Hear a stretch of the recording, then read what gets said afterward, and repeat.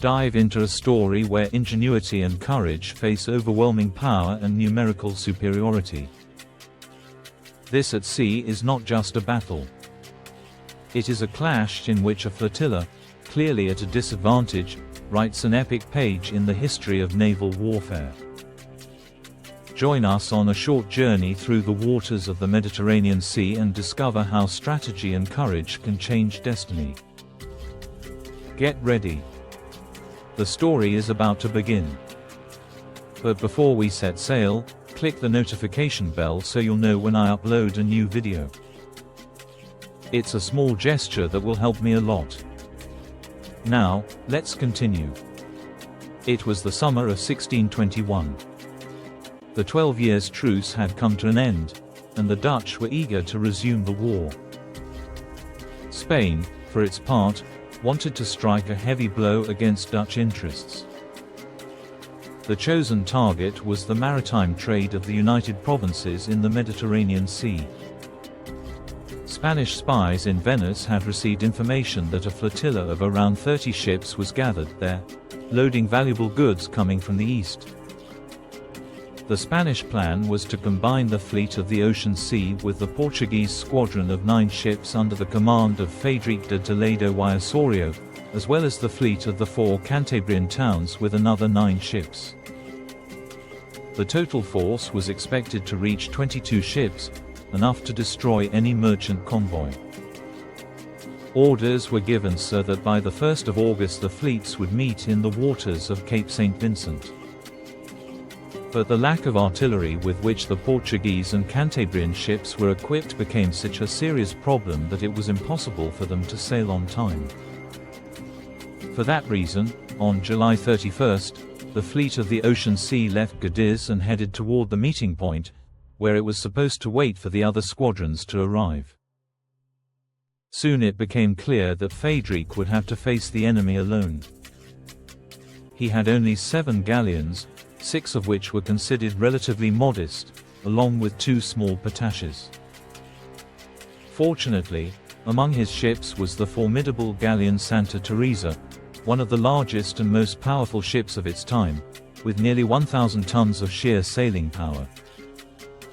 In addition, Frederick had exceptionally capable officers such as the naval general Carlos de Ibarra, the admirals Alonso de Mujica and Roque Centeno, and the field marshal of the Tercio de Galwans, Geronimo Agustin. In August, alarming news reached Frederick's fleet. The corregidor of Malaga had spotted more than 30 ships anchored near the waters of Torremolinos.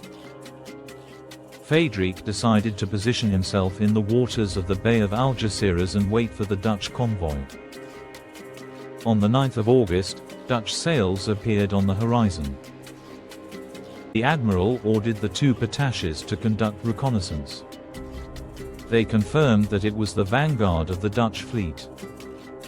Frederick immediately began preparations for battle and convened his council of war. The Spanish commanders quickly ruled out the possibility of allowing the Dutch convoy to pass. Aside from the disgrace such a decision would bring, there was also the risk that the Portuguese squadron might appear at any moment, and its 4 ships could easily become prey for such a powerful enemy. Therefore, the decision was made to fight. The Spanish tactic was to use the greater firepower of the flagship, which would break into the enemy formation and open a gap through which the rest of the fleet could advance. To maintain the element of surprise, it was decided not to open fire until the moment of direct engagement. On the morning of August 10th, the 2 forces met. The enemy greatly outnumbered Frederick's fleet, and many would have considered the battle under these conditions reckless. But the Spanish sailors were of a different breed, and they would not allow their prey to escape.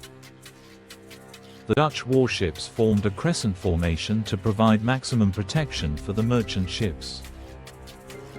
Frederick did not hesitate. He fired a warning shot, giving the enemy the chance to surrender. The response was a cannon shot from one of the Dutch flagships. The battle had begun. Friedrich charged straight into the heart of the enemy formation, closely followed by the rest of his ships. After enduring the fire of the Dutch ships, Santa Teresa unleashed her full power against the enemy flagship, forcing it to immediately withdraw from the fight. With the advantage of the wind, Santa Teresa penetrated deep into the Dutch formation, followed by 2 more galleons. Together, the 3 ships dealt a serious blow to the Dutch fleet. 2 Dutch galleons were captured, along with 1 patache. Meanwhile, Captain Domingo de Hoyos launched a boarding assault against an enemy galleon, despite the enormous difference in size. As this was happening, Santa Teresa made a full turn and attacked again. 1 ship lost its masts, and another caught fire. But Santa Teresa herself was in terrible condition. She had suffered numerous hits and even lost her main mast. The galleon Santa Ana, under the command of Ibarra, sank another enemy ship in the waters of the strait. Around 3 in the afternoon, the remains of the Dutch convoy managed to escape and withdraw. Dutch losses amounted to 7 ships. 2 were captured, and 5 were sunk. Despite this victory, the enormous imbalance in forces remained evident.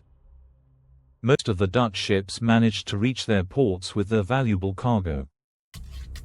Therefore, the original goal of destroying Dutch trade in the Mediterranean was not fully achieved. Perhaps, if this convoy had been completely destroyed, the war in Flanders might have developed very differently in favor of the Spanish monarchy. However, this does not diminish the importance of this magnificent victory. Friedrich de Toledo once again demonstrated his courage and extraordinary talent for the sea and for war. Santa Teresa had to undergo serious repairs because of the damage she had suffered, while the other ships required only minor fixes. News of the victory was received with great satisfaction by King Philip, who rewarded Friedrich by appointing him Captain General of the naval forces of the Kingdom of Portugal. Just as 6 decades earlier at the Battle of St. Quentin, the feast day of St. Lawrence once again brought luck and victory to the Spaniards. In the mist of history, this naval battle of 1621 remains a testament to the courage and strategy that defined the Spanish spirit. Facing hardship and a superior enemy, Admiral Friedrich de Toledo and his fleet proved that military cunning and decisive leadership can change the course of history.